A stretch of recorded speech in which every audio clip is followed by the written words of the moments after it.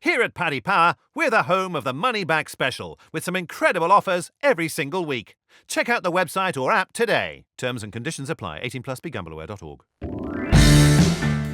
Hello and welcome to today's Monday Postcast. I'm Maddie Plell, joined in the studio by Robbie Wilders and Dave Orton. Paul Binfield on the line as well. As usual, first stop on this postcast is going to be a weekend/week review of Aintree. And there's only one place to start, guys. I was getting quite emotional on Saturday about it. I think, you can't really have a go at me for being so. Tiger Roll, legend, Dave. The most emotion I saw was a chap I was watching next to back Magic of Light to win only. Ouch. That was a serious amount of emotion coming out of that bloke. Yeah, no, it was absolutely fascinating, and to watch the whole race, he was just so confident throughout David Russell. It was a superb ride from Russell, we should say that. Yes, he was definitely on the best horse, on the best handicapped horse as it turned out as well, but it was a fantastic ride, latching on to Rathvinden.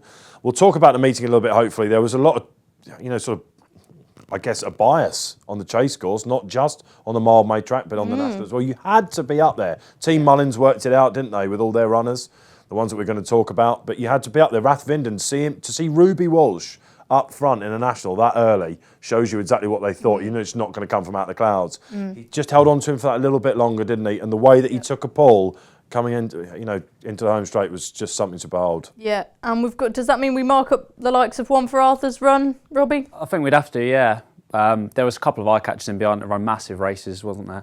I was quite impressed with the who was the fourth home again? Walk in the Mill? Yeah, Walk in the Mill. Yeah, that was a big performance. I didn't have him on my mind beforehand at all. Ground would have been dry enough for him, wouldn't it? Absolutely, yeah. I think even the jockey, James Davis, said he was quite surprised at how well he lied up early on. If he comes up generally heavy, or soft next year, he's massive respect for him. Yeah, I think that deserves marking up. But I know we were having a debate, weren't we, as to where would Tiger Roll finished if he ran in the Gold Cup. Because he put up an RPR of 174, and that's the joint 9th highest of the season. And so on level terms with Annabelle Fly, there's a case to be made that he could have finished ahead of Annabelle Fly in the Gold Cup, I feel. I think that's... We'll never know. I think that's pretty Do you think much... he would have won, Dave? Oh. I think he might have struggled. I'm not sure why. I think he might have struggled to win. But yeah, definitely. I think that's right. He's more than talented to make a frame in the Gold Cup, isn't he? It's a shame we won't get the chance to see it, because it's likely that, he keeps coming back, doesn't he? But next season, he is going to start to decline soon. I don't know when it's going to be. He's only 9-year-old. Yeah, Wilders, you've had a shocker there. He will inevitably decline. I don't like to be negative, but just because he's been at his peak for such a long time. Michael O'Leary came out straight after and says he's very unlikely to go, but then he also said after Cheltenham he's unlikely to run in the National. This is the man that said Apples Jade would never run a champion hurdle as well. Exactly. O'Leary changed his mind, and he's not going to go for the Punchtown Gold Cup, but you want to see him tested at Grade 1 level now, because especially what he did in the Grade 2 over hurdles, that was mightily impressive, and this is a horse absolutely thriving. One of the all-time greats, isn't it fair to say now? Absolutely. Absolutely. Yeah, I must admit I'm a fairly dry personality at times, but that gave me a bit of a lump in my throat when he was cruising into contention. Did you well up a bit, did you? Just slightly, yeah. You wouldn't see that too often with me, but definitely not. Yeah, that was. I weren't the only one. It was great atmosphere in the office. Bidders, what have we got? Any prices for next year? Tiger Roll to do anything fancy? Yeah, we've put him in at 8-1 favourite for the same race next year, Maddie. We were 10-1 immediately after the race, so some people clearly think he's going to run. Again, I must just give some people a quick mention. The guys from Leek, there was 4 of them, a brother and sister, and 2 other guys. I wrote their names down, but I lost it in the confusion that was going on. But I was in tears after the race. What a brilliant race. Yeah, it was indeed. We could talk about Tiger Roll all day. I'm sure we'll refer to him again at some other point during this postcast. But let's move on to some of the other performance. Starting off on Thursday, we had Kalashnikov. He got his just desserts in the Grade 1 Pentland Hills. I was quietly, surprised with how well he won, considering he was such a big price in the Triumph. That was a good performance. Kenboy and Super Sunday as well. The ground was terrible. It looked horrible at Aintree on Thursday, didn't it, Dave? Yeah, that was I think the one disappointing thing about it. Probably they do put a lot of water on up at Aintree. You must remember that they don't race since the Beecher meeting. It usually looks like a bowling green, and obviously they had that vandalism as well, didn't they, with the car yes, across. So yeah. It was all a bit of a nightmare for them, and they weren't sure. I can understand why they did it, because the forecast was looking like we might have a quick national. No one wants to see that. No, so they're always going to put lots of water on, but when the rain dried out so quickly, that was a saviour that happened. Thank goodness. But I think come Saturday it was a bit odd ground.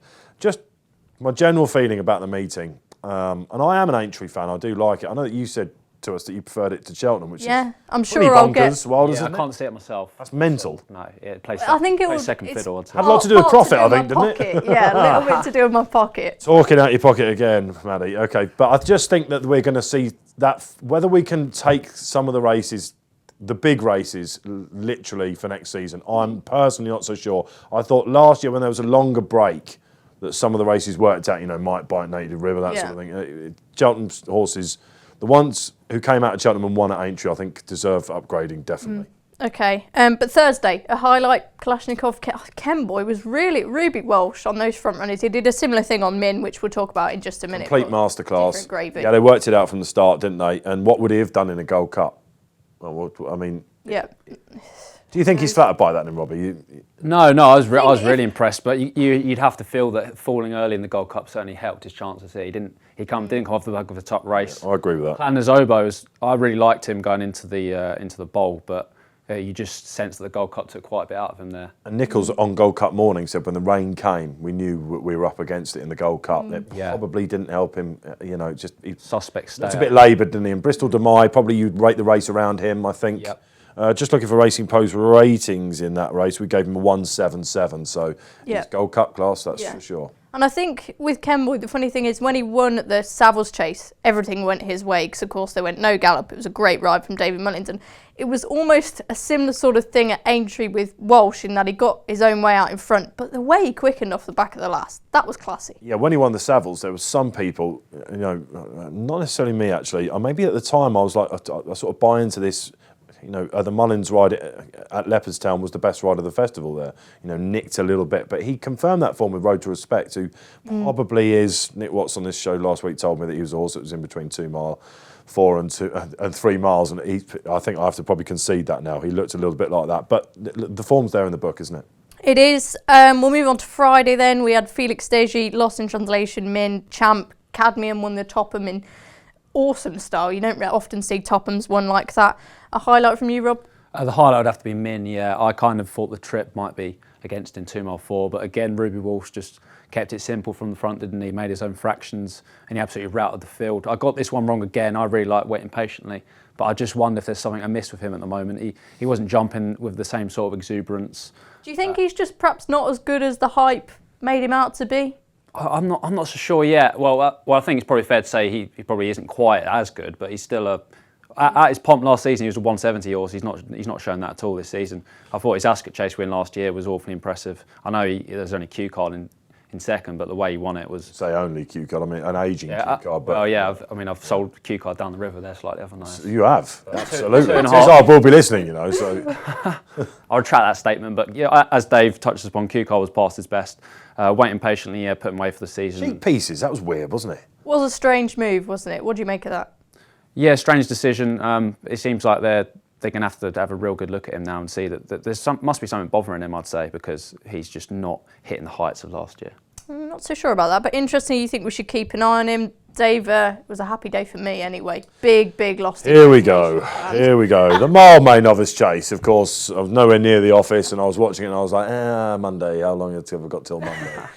Yeah, okay. I mean, he absolutely bolted in, didn't he? So come on, take it away. What was it, trip? I think so. Track? I think it was the trip. Track as well. He's proved he goes at undulating courses. He won at Cheltenham, ran up to form. I think you could argue when he won at Sandown, we were talking about him going right-handed, of course, and he has proved that with regard into a King George bid in the future, perhaps. But people are arguing that Top of the Game didn't run up to his form. He ran a bit lazily, but what do you make of that claim? I'm not so sure. Again, I think the bias has been forgotten a little bit about in this race. Because of what happened at Kempton over Christmas when he headed Le Bagoir and then they were strongly believing that he idled that day, it wasn't the trip. Proved right at Cheltenham, of course, in the RSA, where he Cobden in that race gave the best ride, I think. But again, you could also argue that wasn't a true test of the RSA. They dawdled for a long way, and it did turn into a bit of a dash. I don't know, he's a funny horse. I thought it was a certainty on Friday, just because I thought that they're going to bounce him out a bit more.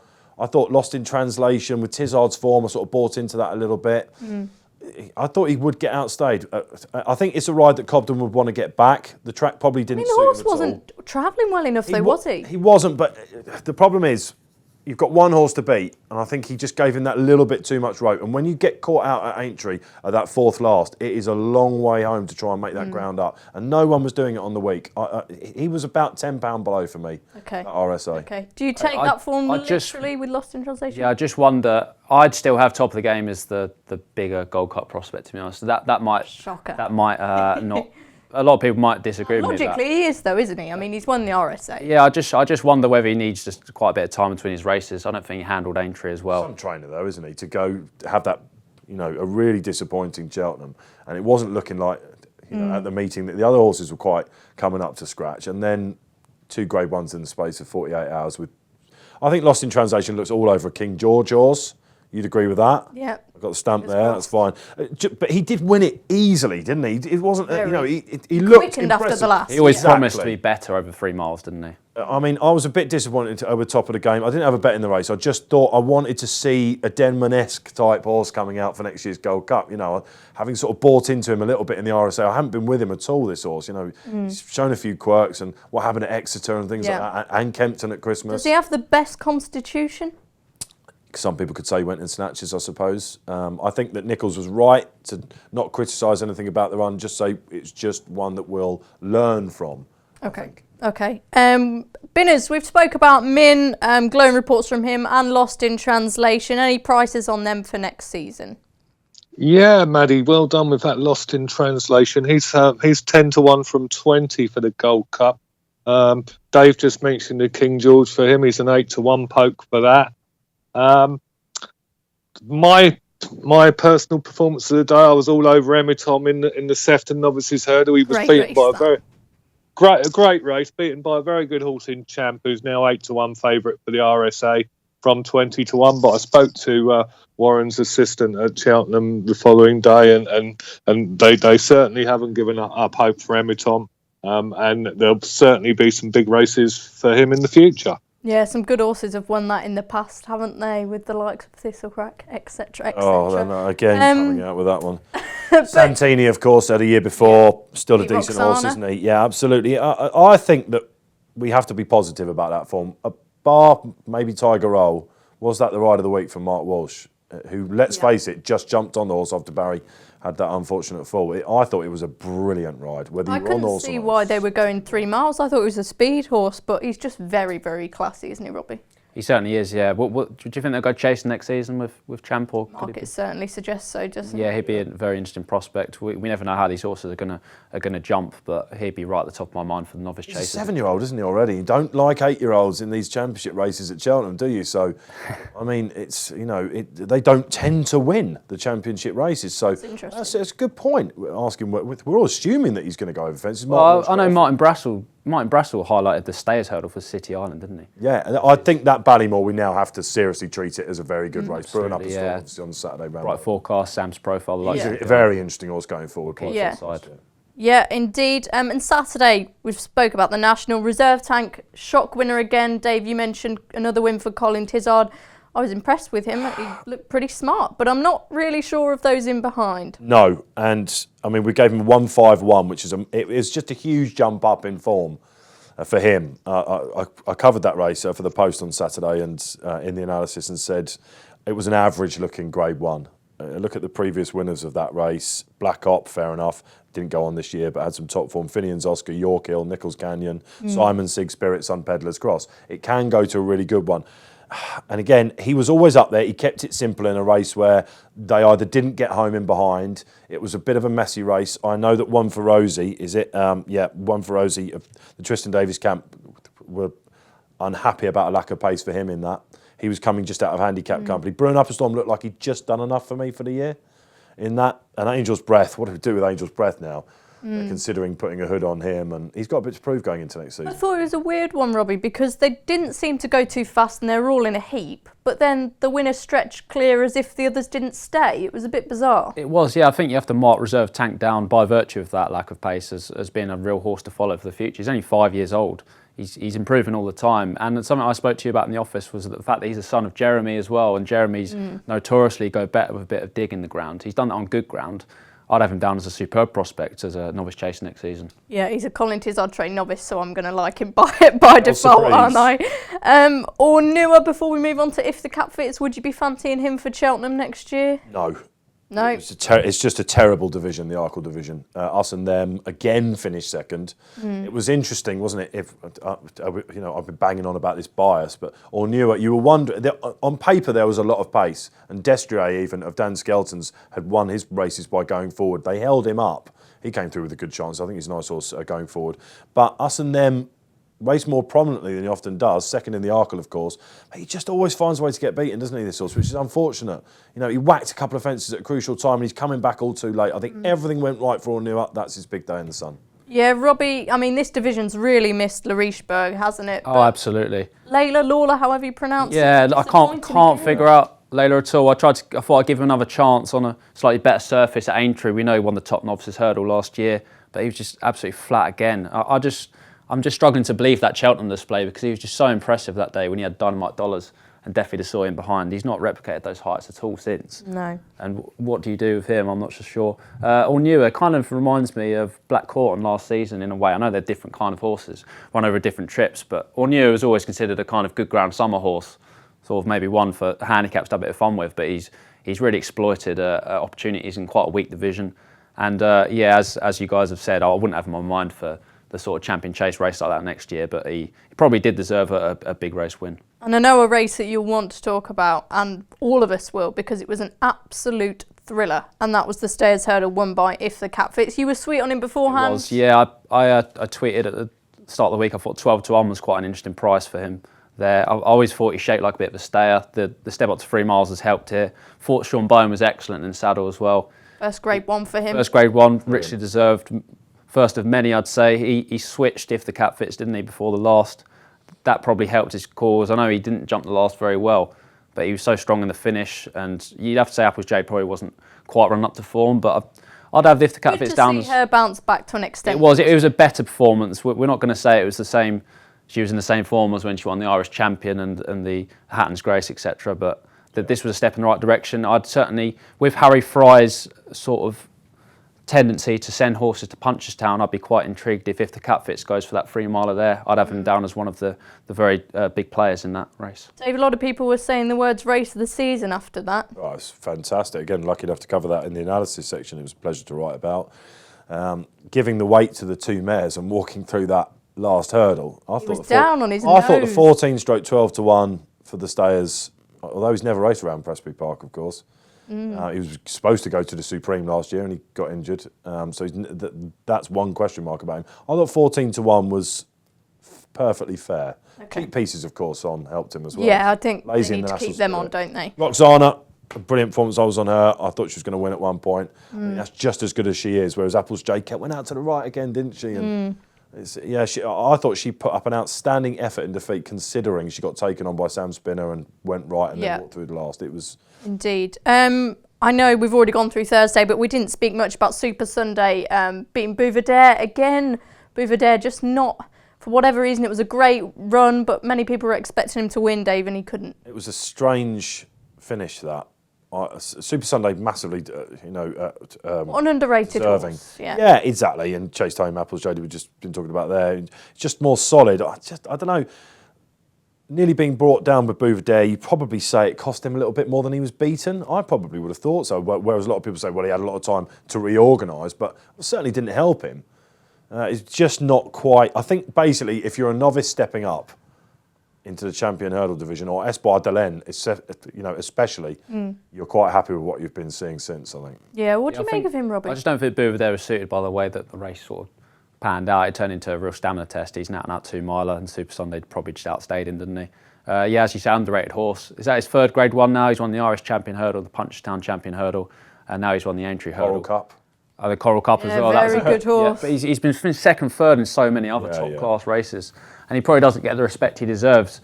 I was in the camp of thinking he probably wasn't quite as good a horse this season, but I thought he wanted good ground. He was very flat in the Stayers Hurdle, but he's bounced back in non-certain terms there, and what a horse to own. Yeah, exactly. Binners, before we move on to our looking forward segment of the Postcast, any updates on prices for horses that won on Saturday? Well, if the cap fits, Maddie, in what you've described as the race of the week, and it probably was, that one's 14-1 for the Stayers Hurdle.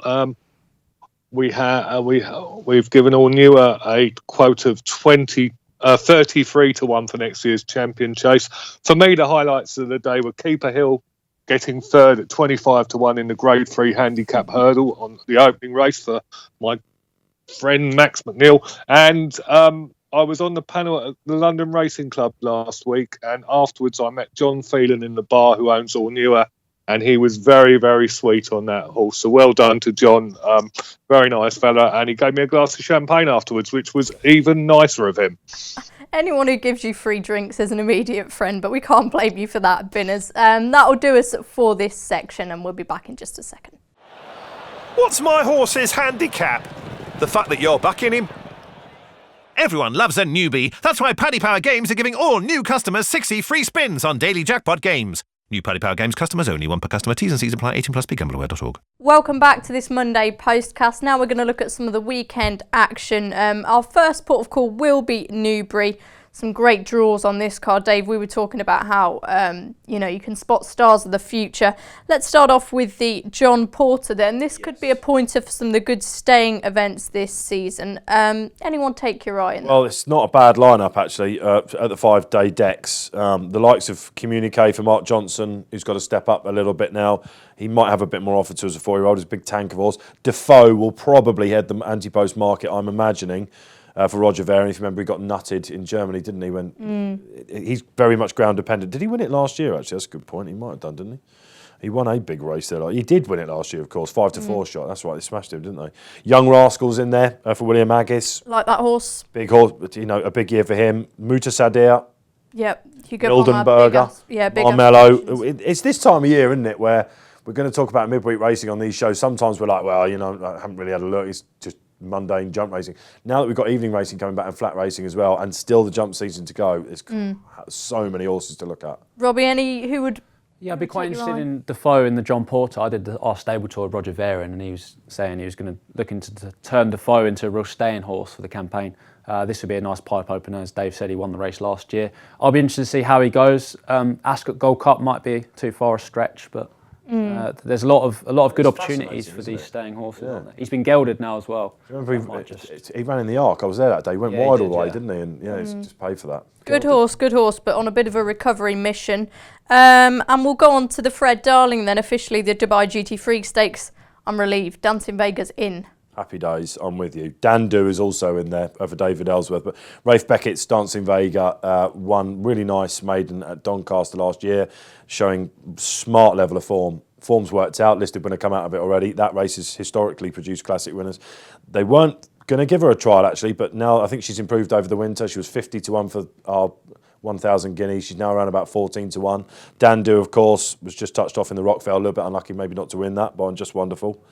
Main edition, So Perfect, a couple of others, big names. Yeah, again, horses from last year. Yeah, it could be a nice trial, Robbie. Would you pay much attention to it with the guineas? I'll certainly be keeping an eye on it, yeah, but I wouldn't necessarily have any sort of betting angles at this stage. I really like Dancing Vega as a 2-year-old last year for Rafe Beckett, but we have to see, don't we, if these fillies are going to train on. Yeah, Binners, just run us through the 1,000 guineas market and we'll get an update.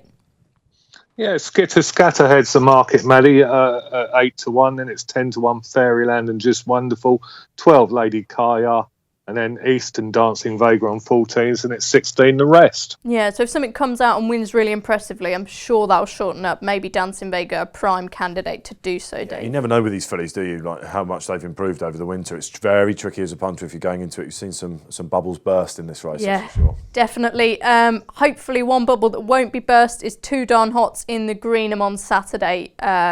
What a superb 2-year-old. Tom Siegel was saying he's the best we've seen since Frankel. He's got to win, hasn't he? He's got to win. He's got to do it easily. Handicapper agrees. 1-2-6 for that Dewhurst. I mean, apparently he's trialled well at home, came through his gallop, so they're saying they've got to put a positive spin on. He's a fascinating horse this year, isn't he? I mean, could be the poster boy that we want. Of course, Frankel came out and won this trial before going and blowing up the Guineas, whether we see anything like that. He's a fascinating horse. Why? Because he looks like he should be staying further, and yet he's got a sizzling turn of foot. Robbie, I mean, maybe it would be fair to say there's not too much exciting you in the opposition on Saturday, but he looks very special, doesn't he? It's too darn hot to lose, isn't it? In terms of as a prospect, I'm still concerned about the fragility of his siblings. Yeah. Somi Dar and Lati Dar have obviously missed big parts of their 3-year-old campaigns through injury. That might just be pure coincidence, but that is something to be wary of with view to Too Darn Hot as a potential going on throughout the season after the Guineas. But yeah, it'll be very interesting to see how he gets on. And looking at the opposition he has, he should absolutely rout this field if he's even just as good as he was last year. Yeah, that's an interesting point you make, bearing in mind that they kept him as a young horse because he had an injury. We don't want that to be flaring up again. Binners, what price are you now for the 2,000 Guineas? Well, looking at that Greenham, Hello Hume Zane could be an each-way option for Kevin Ryan. He looks quite good, won a Group 2 easily last time. Too Darn Hot, as you say, well rated above the rest. He's evens for the 2,000 Guineas. 13-2 for 10 Sovereigns, 10-1 Zakuski, Calix, Magna Grecia, 14 advertised and 16-1 Bar.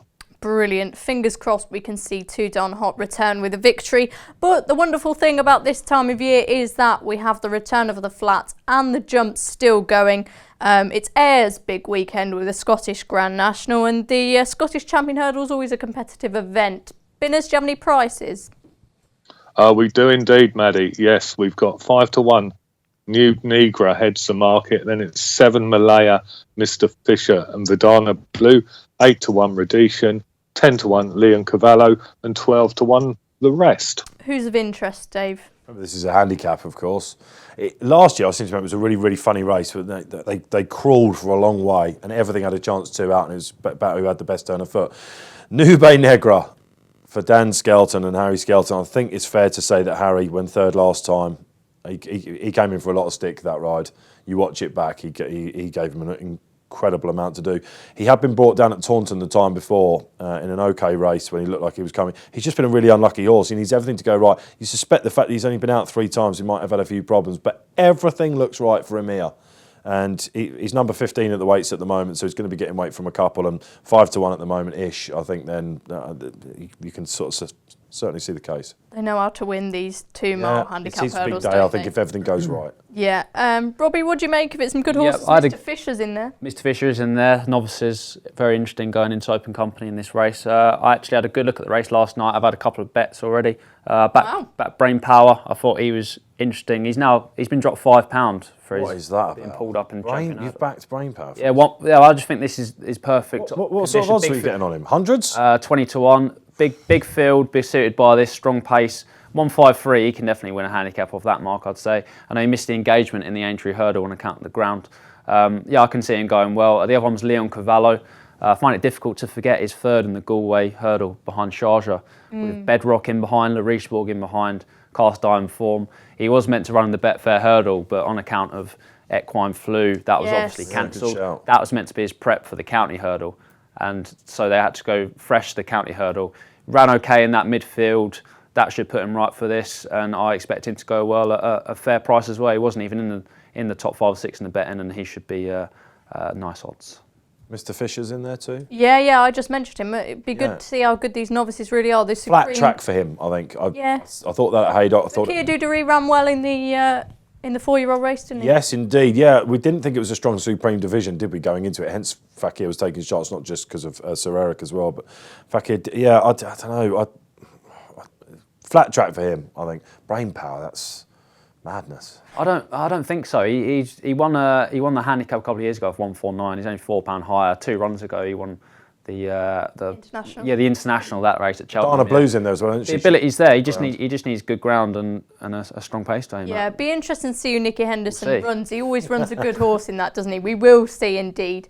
And as I mentioned previously, it's the Scottish National this time around. Binners, just run us through the prices. Big River heads the market. Maddie has been bigger prices, as big as 14 at one point, 8-1 favourite now. 10 Vintage Clouds, Talk is Cheap, Dingo Dollar, Impulsive Star, and Beware the Bear. And it's 12-1 the Young Master Crossview Boy, 14-1 Bar. Now, Vintage Clouds, you had to feel for our colleague Tom Park, didn't you? His wedding fund was on in the Grand National. All ended at the very first. There'll be less of a budget at that wedding. Gretna Green. Perhaps Parky could take solace from Vintage Clouds backing up in the Scottish Grand National. He felt the first fence, as long as he's okay for that. I don't see why they wouldn't go. He was 3rd in the race last year, 7th in the race before. He's much better this year, and I give him a solid chance with conditions sure to suit on good ground over an extreme test. Yeah, good to see the Ultima winner in here as well, Dave Beware. The bear, he's going to carry a lot of weight though. Yes, he is. If he goes, it looks like he is. And Big River, who of course was 4th in that, and looks like this has been his target all year. He's a course winner, this chap. He's due to carry 10.6 at the moment. I can 100% see why he's favourite. Caught the eye quite a few times. I remember he ran a listed race at Warwick behind Miss Halfwar a couple of years ago. I think he'll eat the ground and the track, and everything's right for him. I remember when he won at Kelso last season, I thought Scottish National all the way. So he's short enough. There are some other interesting ones in here. Cloth Cap for John Joe O'Neill. Yes. I haven't seen him for a while. I'm just not totally sure we can trust these John Joe horses at the moment, turning up on the big day. I thought Teddem was going to be, at Aintree last week. Strange gamble, that wasn't it? He cruised though through the race. They just don't find much, do they? Falls of Milan didn't find much. It's something about these John Joe horses not turning up on the actual day, but he will be a gamble, I think. Cloth Cap. He won really well when last seen. Yeah, understandably so. Binners, have you got fancy in the Scottish Grand National? Yeah, I am a Beware the Bear fan, actually, Maddie. He's going for a hat-trick after winning the Ultima at Cheltenham. I think he jumped for fun that day.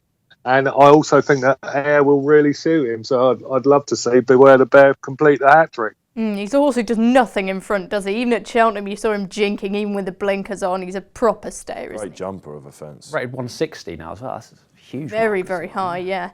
Anyway, we'll take a quick break now after our Scottish National selections and have a look at the midweek racing. Check out Paddy's Rewards Club. Simply place 5 bets of £10 or more across any sport in a week, and you'll get a free £10 bet then next week. T&Cs apply. 18+. BeGambleAware.org. Welcome back to this Monday Postcast. We're going to look at the midweek action now. I'll spin through the meetings for you. Tomorrow we're at Pontefract, Exeter, Southall, Goran. Wednesday, Nottingham, Warwick, Lingfield, Kempton. Thursday, Chelmsford, Limerick, Huntingdon, Wetherby, Newcastle. Friday, Ayr, Newbury, Fontwell and Kempton.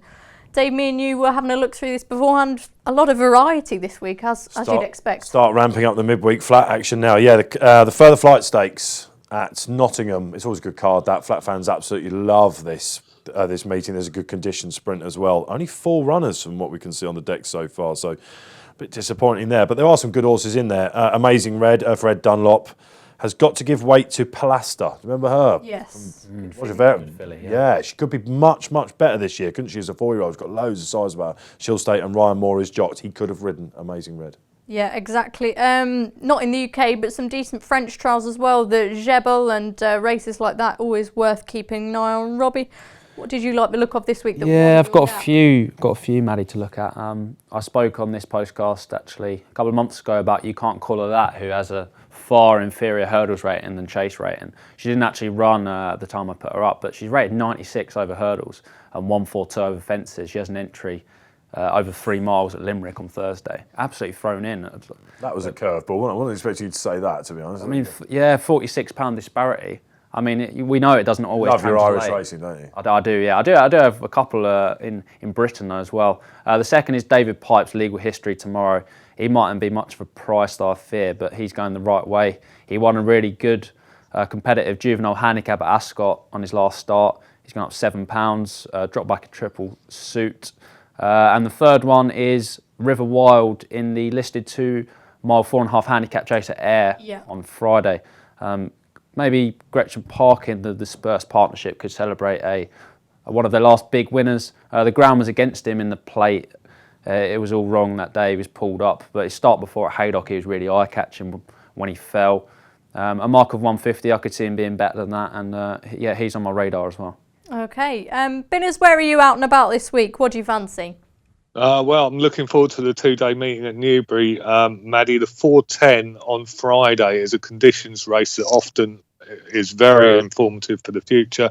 John Gosden has a horse called Turgenev in there. Frankie, it looks like Gosden's number one in the race with Frankie jocked up, but the one I like in it is his number, according to jockey bookings, the number 2 Valdstern. That was fourth in a listed race, having been beaten in a novice before that, and that's one system that I do quite like. John Gosden's horses, when he raises them in class, having been beaten at a lower level, they often turn out quite decent. It's a nice angle there. And now it's time for the midweek naps, Dave. Take it away. Also at Newbury, 3:05, 2 mile 2 staying handicap. Friday. On the Friday, yes. Alan King runs a horse called Who Dares Wins in there with Ryan Moore. You remember him? Running Cesarewicz and Chester Cups and the like. But I like his second string, or what I think will be the second string with Holly Doyle on, Coeur de Leon. Tough horse, dual purpose horse, best handicap horse in the race. Okay, Robbie? Yeah, I'm really bullish about one tomorrow actually in Ireland. Peshkova in the 7th furlong fillies handicap. I'd advise anyone to watch back this filly's last run at Navan last Saturday. She was hampered. She got no trip through at all. She finished 12th of 23. But beforehand, she was backed into 11-2 favourite in a really competitive handicap from double figure prices. Steps up in trip to 7 furlongs. That will help. She's by Shamadal. She's a half sister to Tower Bridge as well, which the fact that she's been running so well over 5 furlongs bodes well for a step up in trip. And I'd be extremely bullish that we'll see a much improved display. And I think she'll win. I like the sound of that very much. I'm definitely going to go and watch that replay after this. And finally, Binners. Wednesday at Kempton, Maddie, the 5:10. It's a 7 furlong median auction. A horse called Mazaru, trained by Richard Hannon. Tom Marquand's going to ride it. This one was a comfortable winner at Windsor on debut, and then went off favourite for a big sales race at York. Didn't have the best of luck there. Dwelt, didn't have much room, and hampered in the final furlong. And I think that Mazaru is much better than that and can win this. Brilliant. Thank you very much. Thanks to Robbie, Dave and Binners for their tips. That's it for today. Please remember to rate, review and subscribe wherever you're listening to us from. Loads of podcasts throughout the week to keep you entertained, but I'll be back on Friday for a more in-depth look at the cards, so please join me then. Best of luck with your bets this week. Paddy Power Games has over 250 of your favourites to play online, and we're going to attempt to name them all in this 10-second ad before the T's and C's kick in. There's Blackjack, 18+, begambleaware.org.